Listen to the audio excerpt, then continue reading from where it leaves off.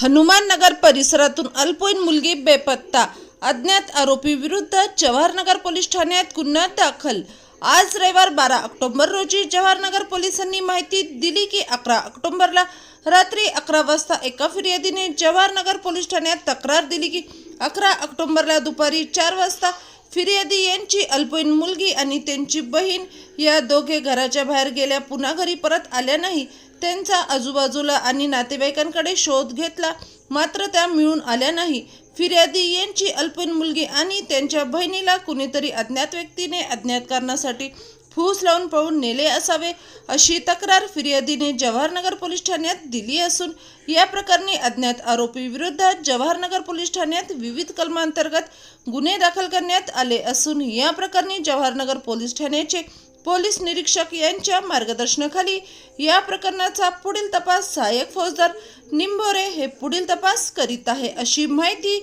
आज रविवार 12 ऑक्टोबर रोजी जवाहरनगर पोलिसांनी सदरील माहिती आज रोजी दिली आहे।